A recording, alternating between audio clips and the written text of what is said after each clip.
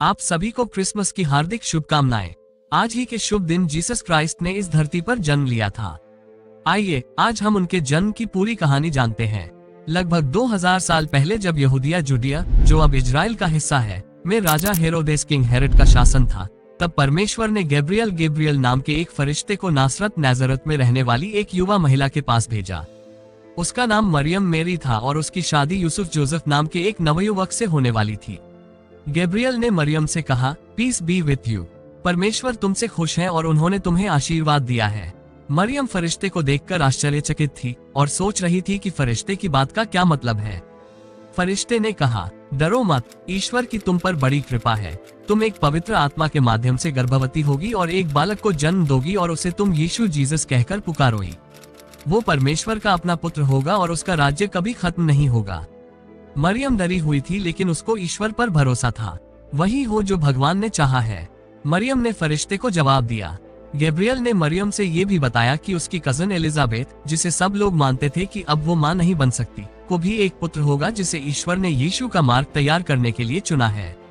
इसके बाद मरियम ने अपने परिवार को अलविदा कहा और अपनी कजन एलिजाबेथ और उसके पति जकरिया से मिलने गई। एलिजाबेथ मरियम को देखकर बहुत खुश हो गई। उसे पहले से पता था कि मरियम को ईश्वर के पुत्र की मां बनने के लिए चुना गया है। दरअसल एक फरिश्ते ने पहले ही जकरिया को बता दिया था कि भविष्य में एलिजाबेथ का पुत्र ही लोगों को यीशु के स्वागत के लिए तैयार करेगा और उसका नाम जॉन होगा। मरियम अगले 3 महीनों तक एलिजाबेथ के साथ रही और फिर वापस नासरत चली गई। जब यूसुफ को पता चला कि उसकी होने वाले बीवी पहले से ही गर्भवती है तो उसे चिंता होने लगी। वो सोचने लगा कि क्या उसे इस शादी के लिए मना कर देना चाहिए, पर जल्द ही उसे भी एक फरिश्ते ने सपने में आकर यीशु के जन्म की बात बता दी और उसे शादी से ना डरने की सलाह दी। इसके बाद यूसुफ ने मरियम से शादी कर ली। उस समय मरियम और यूसुफ जहां रहते थे वो रोमन एम्पायर का हिस्सा था और ऑगस्टस उनका राजा था। राजा चाहता था कि उसके राज्य में जितने भी लोग हैं उनके नाम की एक लिस्ट तैयार की जाए ताकि हर किसी से टैक्स वसूला जा सके। उसने आदेश दिया कि हर किसी को उस जगह पर लौटना होगा जहां का वो मूल निवासी है और अपना एक रजिस्टर में दर्ज कराना होगा।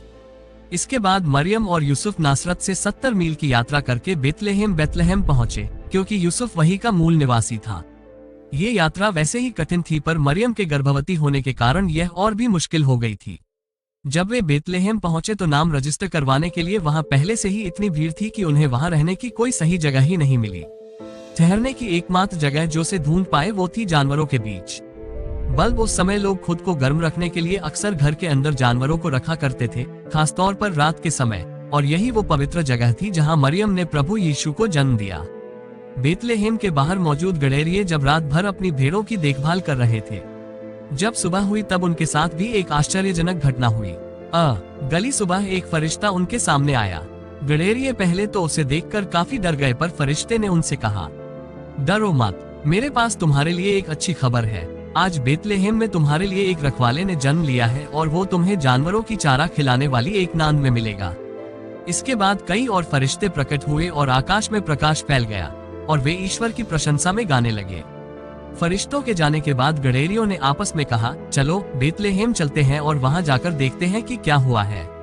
सभी गड़ेरिये बेतलहम पहुंचे और वहां उन्होंने यीशु को एक नांद में लेटे हुए देखा, जैसा कि फरिश्ते ने बताया था। धीरे धीरे यह बात फैलने लगी। सभी आश्चर्यचकित थे।